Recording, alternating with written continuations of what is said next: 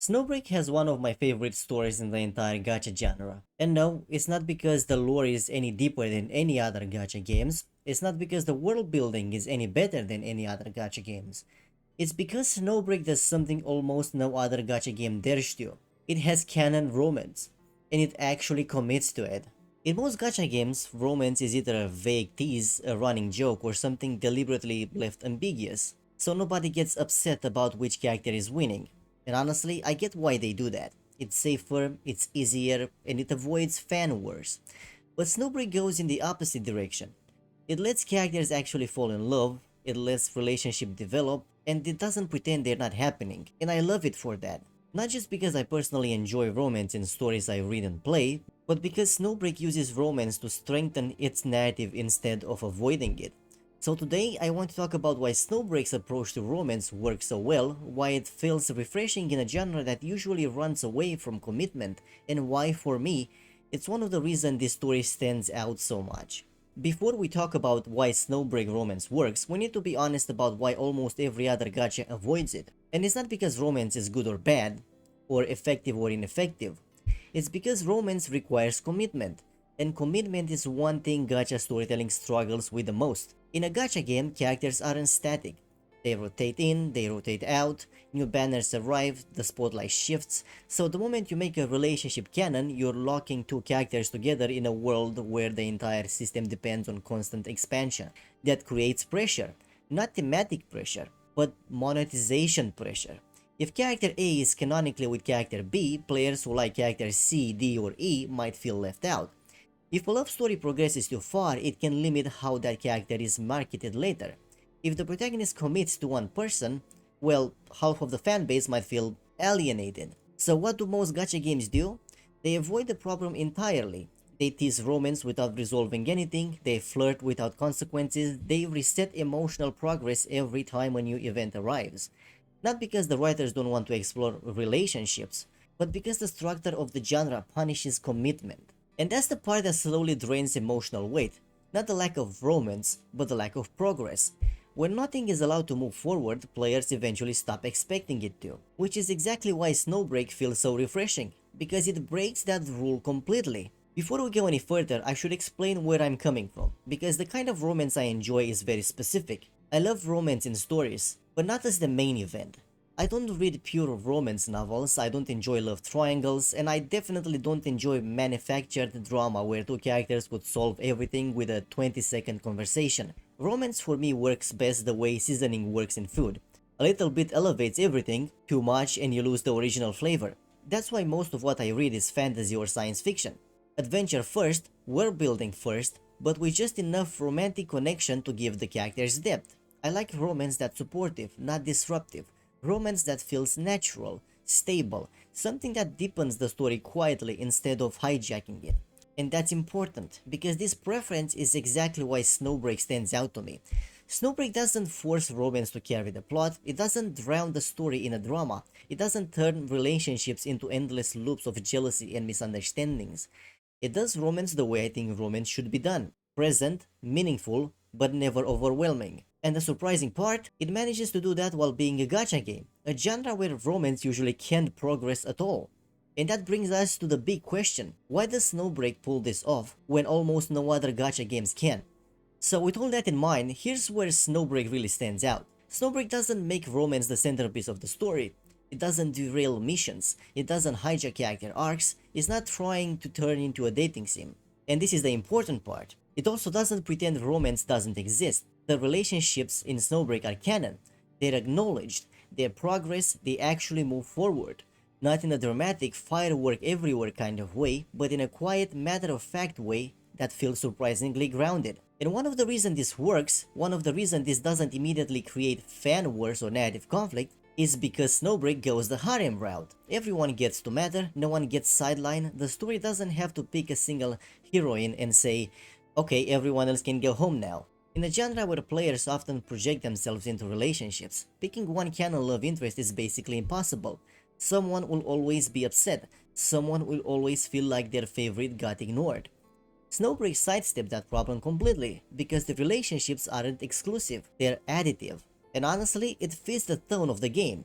Snowbreak has this Let's just call it almost gentlemanly confidence to the way it handles intimacy. It doesn't sensationalize it, it doesn't wink at the player, it doesn't make it awkward or over the top, it just says, yes, these characters care about the protagonist, yes, those feelings are real, and yes, they actually act on them.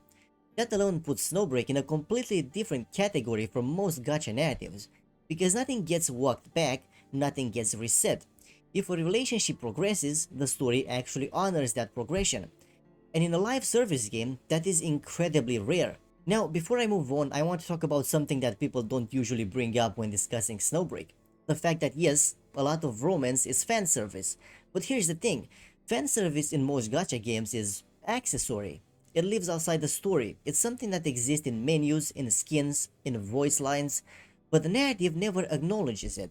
It's basically optional flavoring. Fun, sure, but disconnected from everything else. Snowbreak does the opposite. It takes something usually shallow and instead of distancing it from the story, it integrates it. The romantic scenes are fan service, the intimacy is fan service. But because these relationships are canon, that fan service becomes character development. It reflects trust, it reflects vulnerability, it reflects emotional continuity. In other games, fan service reset every update. In Snowbreak, it becomes part of who the characters are. And honestly, that's why it works. Because the game isn't embarrassed by it. It isn't pretending it doesn't happen, it commits to its tone, and it uses fan service to reinforce relationships instead of cheapening them. In other words, Snowbreak fan service supports the narrative, it doesn't undercut it. And this is the part I think people really underestimate. When romance is canon and not just teased forever, it doesn't just add fluff to a story, it adds weight. Because once a relationship is real, it becomes a part of who a character is. It changes how they act, how they react, what they're willing to risk, and who they're willing to protect.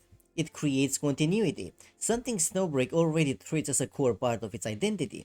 But it also does something just as important. It adds warmth. Snowbreak world is bleak, its themes are heavy, its missions are stressful. So when a story takes even a moment to show affection or trust or closeness, it softens everything in a way that feels incredibly human. And that's something most gacha games never quite manage. In a lot of stories, characters go through massive emotional events. They suffer, they grow, they face impossible odds, and then the story just moves on. Everything resets emotionally, everyone returns to neutral. And even if the writing is good, it can feel cold. But Snowbreak doesn't do that. When something changes between the protagonist and a character, that change sticks. It stays part of the relationship, it stays part of them. Canon romance doesn't overshadow the story, it humanizes it. It makes the cast feel closer, warmer, more grounded, not just as soldiers in a sci-fi war, but as people.